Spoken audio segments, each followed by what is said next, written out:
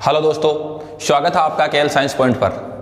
आप देख रहे हैं मेरा YouTube channel KL science point के नाम से। दोस्तों, हम केमिस्ट्री के टॉपिक्स की बात कर रहे थे और केमिस्ट्री के टॉपिक्स में हमने समस्थानिकों की बात कर ली थी, आइसोटोप की हमने जो बात कर ली थी। आज हम बात करने वाले आइसोबर्स की। आइसोबर्स की या तो आइसोबर्स कह दो या समभारिक कह दो या आइसोबार कह दो। इन्हें मैं आइसोबर्स भी कह सकता हूँ। क्या कहा जा सकता है इसे? आइसोबर्स भी कहा जा सकता है। ठीक है, इससे पहले वाले वीडियो में हमने समस्थानिकों की बात की थी, आइसोटोप की बात की थी। किसकी बात की थी? आइसोटोप की बात की थी। इनकी परिभाषा है जो एग्जाम में कई बार पूछी जाती है। किसकी बात कर ली थी? आइसोटोप की बात कर ली थी। ये वीडियो देखने से पहले आप उस वीडियो को जरूर देखना ताकि समभारिक भी आपको आसानी से समझ में आ जाए। देखो, समभारिक होते क्या है? समभारिक होते क्या है? समभारिकों की देखो मैं परिभाषा लिखता हूं, वे तत्व जिनकी द्रव्यमान संख्या समान होती है। द्रव्यमान संख्या समान, वे तत्व जिनकी द्रव्यमान संख्या समान तथा परमाणु संख्या भिन्न भिन्न होती है। परमाणु संख्या भिन्न भिन्न होती है, क्या कहलाएंगे? समभारिक कहलाएंगे। ऐसे तत्व है जिनकी, ऐसे आयन जिनकी द्रव्यमान संख्या समान होती है और परमाणु संख्या अलग अलग होगी, वो क्या कहलाएंगे? समभारिक कहलाएंगे या आइसोबार कहलाएंगे। इनका जो निर्माण होगा, या मैं ऐसा कह सकता हूं कि यहां पर इनकी जो परमाणु संख्या है वो भिन्न भिन्न होने का कारण क्या है? परमाणु संख्या भिन्न भिन्न होने का कारण मैं यहां पर यह कह सकता हूं कि तत्व में उपस्थित प्रोटॉनों की संख्या का अलग अलग होना, प्रोटॉनों की संख्या का भिन्न होना, ये इसका क्या रह जाएगा? कारण रह जाएगा। अगर क्वेश्चन ऐसे पूछ लिया जाए कि समभारिकों में परमाणु संख्या भिन्न होने का कारण क्या है, तो तत्व में उपस्थित प्रोटॉनों की संख्या अगर अलग अलग होगी तो वहां पर परमाणु संख्या भी क्या होगी? अलग होगी। इनका जो निर्माण है, इनका समभारिकों का जो निर्माण है वो बीटा कणों के उत्सर्जन से होता है। निर्माण की अगर मैं बात करूं, देखो निर्माण भी क्वेश्चन बन तो रहा है। निर्माण की अगर बात करूं तो समभारिकों का जो निर्माण है वो बीटा कणों के उत्सर्जन से, बीटा कणों के उत्सर्जन से, बीटा कणों के उत्सर्जन से इनका निर्माण होगा, समभारिकों का निर्माण होगा। इनके जब एग्जाम्पल की बात की जाती है, जैसे मैं एग्जाम्पल की बात करता हूं तो ऑर्गन, पोटेशियम और कैल्शियम। ऑर्गन 40, पोटेशियम भी 40 और कैल्शियम भी 40। ऑर्गन, पोटेशियम और कैल्शियम तीनों एक दूसरे के समभारिक है, तीनों एक दूसरे के आइसोबार। कैसे? ऑर्गन का परमाणु क्रमांक कितना रहेगा? 18। पोटेशियम का परमाणु क्रमांक कितना रहेगा? 19। और कैल्शियम का परमाणु क्रमांक कितना रहेगा? 20 रहेगा। कितना रहेगा? 20 रहेगा। देखो, इसका तो परमाणु क्रमांक है, ये इसका परमाणु क्रमांक है और ये इसकी द्रव्यमान संख्या। द्रव्यमान संख्या यहाँ पे भी 40 है, पोटेशियम की भी 40 है और कैल्शियम की भी 40 है। मतलब कि जिन आयनों की, जिन तत्वों की द्रव्यमान संख्या समान होगी, 40, 40 और 40, जिनकी द्रव्यमान संख्या समान होगी तथा परमाणु संख्या भिन्न, ये परमाणु संख्या 18, ये भी परमाणु संख्या 19 और ये भी परमाणु संख्या कैल्शियम की 20, ये अलग अलग होगी, ये अलग अलग है और ऊपर वाली द्रव्यमान संख्या समान है। तो ये आपस में तीनों एक दूसरे के क्या है? तीनों आपस में एक दूसरे के क्या है? समभारिक है। तीनों आपस में एक दूसरे के क्या? समभारिक है। या जैसे मैं बात करूं कि सोडियम 24 और मैग्नीशियम 24, सोडियम 24 और मैग्नीशियम 24 एक दूसरे के क्या है? समभारिक है। सोडियम 24 और मैग्नीशियम 24 एक दूसरे के समभारिक है। सोडियम का परमाणु क्रमांक कितना रहेगा? 11। मैग्नीशियम का परमाणु क्रमांक कितना रहेगा? 12। तो इनमें जो प्रोटॉनों की संख्या है, सोडियम में प्रोटॉनों की संख्या कितनी रहेगी? सोडियम में प्रोटॉनों की संख्या 11, मैग्नीशियम में प्रोटॉनों की संख्या कितनी है? 12। इसलिए इसका परमाणु क्रमांक ही कितना है? 12 और इसका परमाणु क्रमांक कितना है? 11। इन दोनों की परमाणु संख्या अलग अलग है तथा इनकी द्रव्यमान संख्या समान है, ये आपस में एक दूसरे के क्या कहलाएंगे? समभारिक है जो कहलाएंगे। क्या कहलाएंगे? समभारिक है जो कहलाएंगे।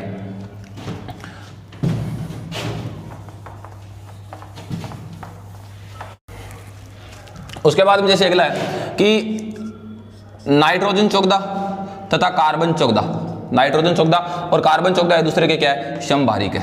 इसका परमाणु क्रमांक कितना रहेगा? 7। कार्बन का परमाणु क्रमांक कितना है? 6। नाइट्रोजन 14 और कार्बन 14 भी एक दूसरे के क्या रहेंगे? समभारिक रहेंगे। इसमें यह द्रव्यमान संख्या 14 दोनों में समान है। यहां पर परमाणु क्रमांक दोनों का अलग अलग है क्योंकि इन दोनों में प्रोटॉनों की संख्या क्या है?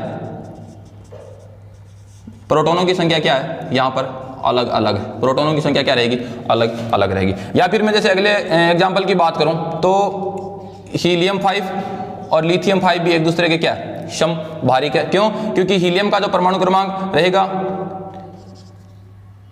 वो 2 रहेगा और लिथियम का कितना रहेगा 3 रहेगा। इन दोनों का ये जो 2 और 3 मतलब कि इनमें परमाणुओं की संख्या दोनों में अलग अलग है, परमाणु संख्या दोनों की अलग अलग है, द्रव्यमान संख्या दोनों की समान है, इसलिए ये दोनों भी एक दूसरे के क्या रहेंगे, सम है जो बारीक रहेंगे, या जिन्हें मैं कह सकता हूं आइसोबार रहेंगे। ये था अपना सम बारीक।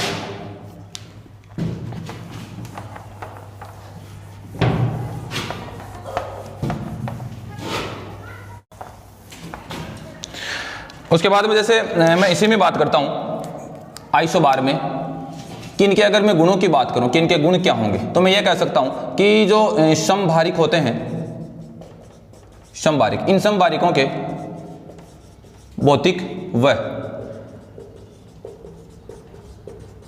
रासायनिक गुण भी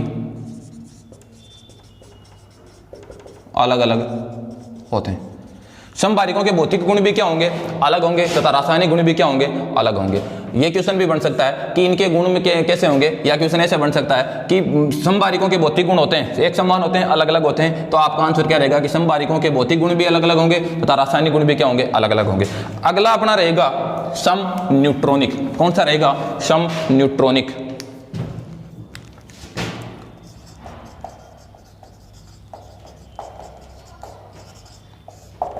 सम न्यूट्रॉनिक।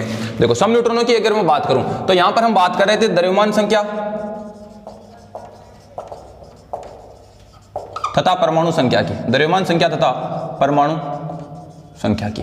तो समस्थानिकों में व समभारिकों में हमने बात की थी इनकी कि ये इनमें से एक समान होती है तथा एक क्या होती है, अलग अलग होती है। लेकिन जब मैं सम न्यूट्रॉनिक की बात करता हूं तो सम न्यूट्रॉनिक में द्रव्यमान संख्या भी क्या रहेगी, अलग अलग रहेगी, भिन्न भिन्न रहेगी, तथा परमाणु संख्या भी क्या रहेगी, अलग अलग रहेगी। ऐसे तत्व है जिनकी द्रव्यमान संख्या भी अलग अलग हो, भिन्न भिन्न हो, तथा परमाणु संख्या भी जिनकी अलग अलग हो, भिन्न भिन्न हो, वो क्या कहलाएंगे, सम न्यूट्रॉनिक कहलाएंगे, यानी मैं कह सकता हूं आइसो न्यूट्रॉनिक। क्या कहा जा सकता है, आइसो न्यूट्रॉनिक इसे हम जो कह सकते हैं। जैसे वेनेडियम व क्रोमियम, वेनेडियम और क्रोमियम, वेनेडियम का जो परमाणु क्रमांक है वो 23 है, क्रोमियम का परमाणु क्रमांक कितना है, 24 है। वेनेडियम 51 और क्रोमियम 52, वेनेडियम 51 और क्रोमियम 52 दोनों एक दूसरे के क्या है, सम न्यूट्रॉनिक है। 51 और 52 दोनों एक दूसरे के क्या है, सम न्यूट्रॉनिक है। इनमें से यहाँ पर ये इसकी द्रव्यमान संख्या 51 है, इसकी द्रव्यमान संख्या 52 है, इन दोनों की जो द्रव्यमान संख्या वो क्या है, अलग अलग है। यहाँ पर अगर मैं परमाणु क्रमांक की बात करूँ, इनमें उपस्थित इलेक्ट्रॉनों या प्रोटोनों की बात करूँ तो यहाँ पर भी 23 है और यहाँ पर कितना 24 है, मतलब कि ये भी इसका क्या है, अलग अलग है। तो यहाँ पर जब इनमें से मैं न्यूट्रॉन की संख्या निकालूंगा तो हमने पिछले वीडियो में पढ़ा था कि न्यूट्रॉन की संख्या निकालने के लिए द्रव्यमान संख्या में से माइनस क्या करना पड़ेगा, प्रोटॉन की संख्या, द्रव्यमान संख्या में से प्रोटॉन की संख्या को क्या करना पड़ेगा, माइनस करना पड़ेगा, तब मेरे पास किसकी संख्या निकल के आएगी, न्यूट्रॉन की संख्या। तो यहां पर अगर मैं न्यूट्रॉन की संख्या निकालना चाहूं तो 51 में से मेरे को कितना निकालना पड़ेगा, 23 निकालना पड़ेगा। 51 में से कितना निकालना पड़ेगा, 23 निकालना पड़ेगा। तो ये बच जाएंगे आपके 28। कितने बच रहे हैं यहाँ पर, 28 कि जब मैं 51 में से 23 निकालूंगा 28 बच रहे हैं। यहाँ पर मैं 52 में से 24 निकाल लूंगा तब भी मेरे पास कितने बचेंगे, 28। मतलब कि वेनेडियम 51 और क्रोमियम 52 इन दोनों में जो न्यूट्रॉनों की संख्या है वो कितनी है, इसमें भी 28 है और इसमें भी 28 है। इसलिए वेनेडियम 51 था, क्रोमियम 52 दोनों एक दूसरे के क्या कहलाएंगे, सम न्यूट्रॉनिक है जो कहलाएंगे। अगला जैसे कार्बन 12 और नाइट्रोजन 13। कार्बन का परमाणु क्रमांक कितना मेरे पास, 6, नाइट्रोजन का परमाणु क्रमांक कितना यहाँ पर 7 रहेगा। तो जब मैं इन दोनों में से जैसे 12 में से मैंने -6 किया तो कितना बच रहा है मेरे पास, 6 बच रहा है। 13 में से 7 माइनस किया तो कितना बच रहा है मेरे पास, 6 बच रहा है। तो कार्बन 12 और नाइट्रोजन 13 इन दोनों का परमाणु, इन दोनों में जो न्यूट्रॉनों की संख्या वो इसमें भी 6 और इसमें भी 6 है। तो ये दोनों आपस में एक दूसरे के क्या कहलाएंगे, सम न्यूट्रॉनिक है जो कहलाएंगे। उसके बाद जैसे हाइड्रोजन 2 व लिथियम 4, हाइड्रोजन 2 व लिथियम 4, लिथियम का परमाणु क्रमांक कितना रहेगा, 3 रहेगा, हाइड्रोजन का परमाणु क्रमांक कितना रहेगा, 1 रहेगा। तो हाइड्रोजन 2 व लिथियम 4 भी, हाइड्रोजन 2 व लिथियम 4 ये दोनों भी आपस में एक दूसरे के क्या है, सम न्यूट्रॉनिक है। इसमें से मैं 1 करूंगा तो -1 बचेगा, यहाँ पर भी कितना बचेगा, 1 बचेगा। इन दोनों में न्यूट्रॉनों की संख्या क्या रहेगी, समान रहेगी, इसमें भी 1 और इसमें भी कितनी है, 1 है। इसलिए हाइड्रोजन और लिथियम भी दोनों एक दूसरे के आपस में क्या है, सम न्यूट्रॉनिक है।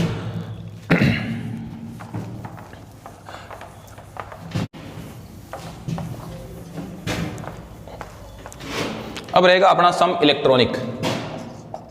सम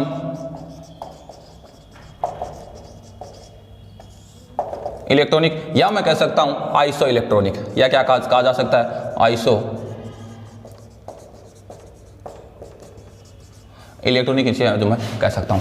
अब सम इलेक्ट्रॉनिक या आइसो इलेक्ट्रॉनिक क्या होंगे, सम इलेक्ट्रॉनिक या आइसो इलेक्ट्रॉनिक क्या होंगे, ऐसे आयन जिनमें इलेक्ट्रॉन की संख्या समान होगी, इलेक्ट्रॉन की संख्या समान होगी। मतलब कि यहां पर हमें परमाणु क्रमांक और द्रव्यमान संख्या से कुछ नहीं लेना देना, यहां पर केवल और केवल हमें परमाणु में उपस्थित इलेक्ट्रॉन की संख्या को देखना है कि इनमें इलेक्ट्रॉनों की संख्या समान है या अलग अलग है। जैसे मैं बात करता हूं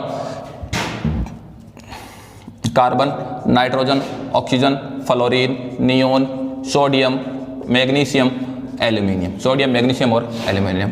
कार्बन -4, -3, -2, -1, यहां पर कर देता हूं मैं +1, +2 और +3, या इसको मैं ऐसे भी लिख सकता हूं Al +++, Mg ++, और यहां पर लिख सकता हूं Na+ या Na+।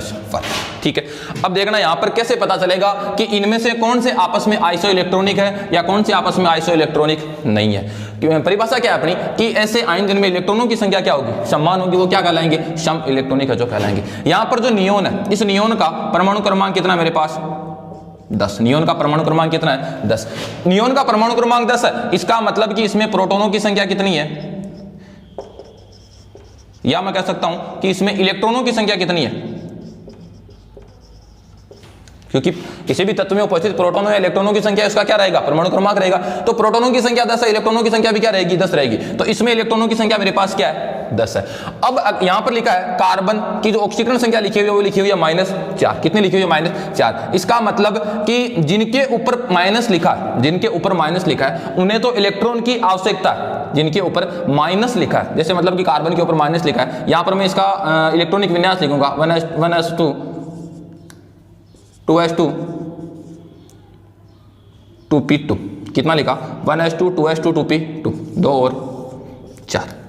इसे अपना अष्टक पूरा करने के लिए कितने इलेक्ट्रॉनों की आवश्यकता है, 4 इलेक्ट्रॉनों की आवश्यकता है, इसलिए ऊपर क्या लिख दिया, -4। कितना लिखा, -4। इसे अपना अष्टक पूरा करने के लिए, ग्रहण करने के लिए 4 इलेक्ट्रॉनों की आवश्यकता है। कितने इलेक्ट्रॉनों की आवश्यकता है, अगर मैं इसे 4 इलेक्ट्रॉन दे देता हूं, अगर मैं इसे 4 इलेक्ट्रॉन दे देता हूं तो इसका परमाणु क्रमांक कितना है, 6। परमाणु क्रमांक कितना है, 6। इसको अगर मैं 4 और दे देता हूं तो पहले से इसके पास 6 इलेक्ट्रॉन है, उसके बाद में कितने इलेक्ट्रॉन और चले जाएंगे, इसके पास 4 इलेक्ट्रॉन और चले जाएंगे, कुल इलेक्ट्रॉनों की संख्या कितनी हो गई, 10। और यहां पर भी मेरे पास कितनी है, 10। इसका मतलब कि नियोन और कार्बन -4 आपस में दोनों एक दूसरे के क्या है, सम इलेक्ट्रॉनिक है। यहां पर नाइट्रोजन, नाइट्रोजन का परमाणु क्रमांक कितना है, 7 तो है इसके पास। अगर इसे 3 की आवश्यकता है, इसे 3 की आवश्यकता है, अगर मैं इसे 3 और दे देता हूं, इसे 3 अपना अष्टक पूरा करने 3 की कमी है इसके पास, अगर मैं इसे 3 और दे देता हूं तो इसके पास तो इलेक्ट्रॉनों की संख्या हो कितनी होगी, 7 + 3 कितनी हो जाएगी, 10। इसका मतलब कार्बन और नाइट्रोजन तथा नियोन ये तीनों आपस में एक दूसरे के क्या है, सम न्यूट्रॉनिक है। यहां पर ऑक्सीजन, ऑक्सीजन का परमाणु क्रमांक कितना होता है, 8, माइनस है ऊपर, इसका मतलब इसे क्या करना पड़ेगा, प्लस करना पड़ेगा, 8 + 2 कितने हो गए, 10। इसमें भी इलेक्ट्रॉनों की संख्या कितनी हो गई,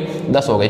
फ्लोरीन, फ्लोरीन का परमाणु क्रमांक कितना रहेगा, 9, ऊपर माइनस लिखा, इसका मतलब प्लस करेंगे, तो प्लस कर दिया तो कितना हो गया, 10। मतलब कि इन सभी में carbon, nitrogen, oxygen, fluorine, neon, इन सब में जो इलेक्ट्रॉनों की संख्या रहेगी वो कितनी रहेगी, 10 रहेगी। ये आपस में सारे के सारे एक दूसरे के क्या, सम इलेक्ट्रॉनिक। अब देखो उधर प्लस वाले देखते हैं, ऊपर प्लस लिखा है, सोडियम का जो परमाणु क्रमांक रहेगा वो कितना रहेगा, सोडियम का परमाणु क्रमांक है 11। सोडियम का परमाणु क्रमांक कितना है, 11 है। ठीक है, इसके पास 1 इलेक्ट्रॉन ज्यादा है, इसके पास ऊपर +1 लिखा है, इसका मतलब 1 इलेक्ट्रॉन ज्यादा है, इसका मतलब इसमें से -1 करना पड़ेगा। मैं जब 11 में से -1 करूंगा तो मेरे पास कितने बचेंगे, 10 बचेंगे। इसका मतलब सोडियम +1 में जो इलेक्ट्रॉनों की संख्या रहेगी वो कितनी है, 10। तो इसमें भी इलेक्ट्रॉनों की संख्या 10 है, इसमें भी इलेक्ट्रॉनों की संख्या 10 है। तो नियोन और ये सोडियम +1 आपस में दोनों एक दूसरे के क्या कहलाएंगे, सम इलेक्ट्रॉनिक है जो कहलाएंगे। यहां पर है मैग्नीशियम, मैग्नीशियम के ऊपर +2 लिखा है, क्या लिखा है, +2 लिखा है। मैग्नीशियम का परमाणु क्रमांक कितना रहेगा, 12। तो 12 रहेगा तो ऊपर 2 है, इसका मतलब 2 इसके पास ज्यादा है, दान कर दें 2, इसका मैंने दान कर दिया, इसके पास पीछे कितने बच गए, 10 बच गए। तो मैग्नीशियम इलेक्ट्रॉनों की संख्या कितनी हो गई, 10 हो गई। तो ये भी इन सब का आपस का क्या, सम इलेक्ट्रॉनिक है। ऐसा मैं एल्यूमिनियम की बात कर लेता हूं, तो एल्यूमिनियम का परमाणु क्रमांक कितना रहेगा, 13 रहेगा, और इसके पास 3 ज्यादा है, 3 प्लस में है, फालतू के पड़े। तो ये क्या कर देगा, 3 का दान कर देगा, दान कर देगा तो माइनस हो जाएंगे 3, पीछे कितने बचे, 10। तो ये अपना हो गया कि ये सारे के सारे जो आयन मैंने लिखे हैं ये सारे के सारे आपस में एक दूसरे के क्या सम इलेक्ट्रॉनिक है या आइसो इलेक्ट्रॉनिक है। जिनमें इलेक्ट्रॉनों की संख्या समान होगी, जिनमें इलेक्ट्रॉनों की संख्या समान होगी वो क्या कहलाएंगे, सम इलेक्ट्रॉनिक कहलाएंगे या आइसो इलेक्ट्रॉनिक है जो कहलाएंगे। ये अपने थे समस्थानिक तो पहले वीडियो में पढ़ लिए थे, समबारिक, सम इलेक्ट्रॉनिक और सम न्यूट्रॉनिक, तीनों की अपनी बात हो गई है। अगला वीडियो में जल्द लेकर आऊंगा, तब तक के लिए राम राम।